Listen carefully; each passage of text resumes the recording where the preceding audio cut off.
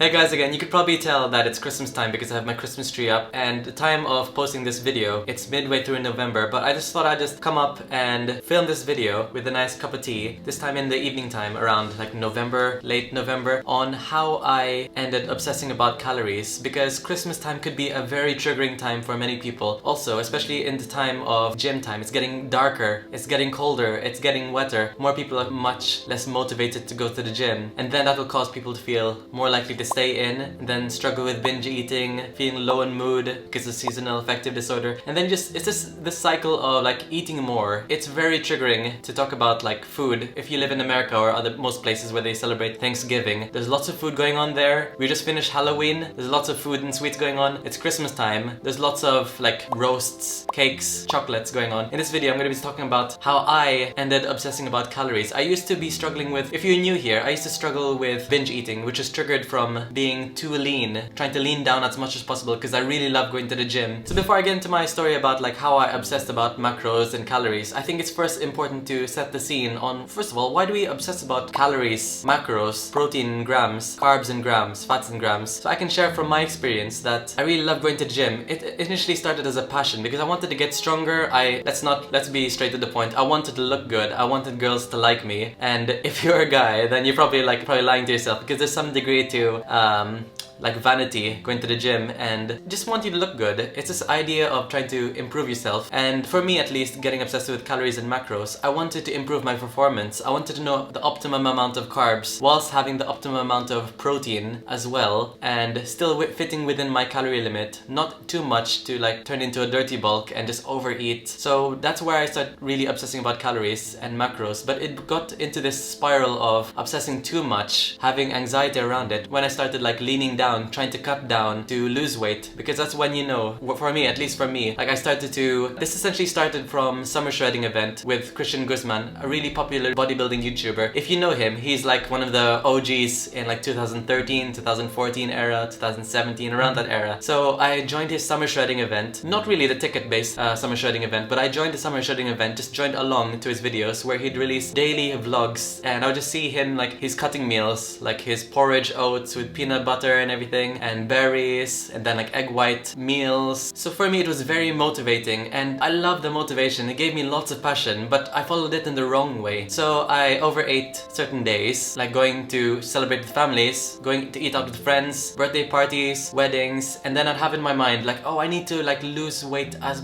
much as possible. I failed it. I need to like undo the calories. Quote, remember the term, I undo the calories, because that's a key moment in my life so I can meet that goal. And having a strict deadline, like I need to be like 10% body fat, I need to be X amount of weight by this time. That's when I know I succeeded in life. I wanted to have this milestone. So setting these milestones, setting these deadlines to be X shredded, to get people's attention, to be liked by more people, that's what led me into the rabbit hole of binge eating. I tried to undo the calories. So I'd have a strict calorie limit of like X amount of calories. If I don't hit below that calories, then I know that I'm going to have to do something to undo the calories by skipping breakfast or having literally just probably sparkling drinks, black coffee, black tea, sodas that has no calories, artificially sweetened foods as much as possible. If I had a craving for a massive English breakfast, bacon, beans, toast, mushrooms, fried food, that would be my big chunk of calories already used. And next for lunch and dinner, I'm just gonna have like ice, essentially, and water. So this mindset of trying to forever try to chase like, oh, I need to undo these calories, I need to undo this. It's basically a way of like purging or like compensatory behavior. So that's very disordered. If you're struggling with this right now and having anxiety over overeating over your calorie limit, that's disordered eating territory, and you have to be really careful about that. So moving on to the next topic, how did I overcome calorie counting and binge eating? So for me, I was quite in a grateful period where like I was in my first year of university, and then I was thinking to myself, okay, I don't know many people don't know me, people don't mind if I gain weight, because I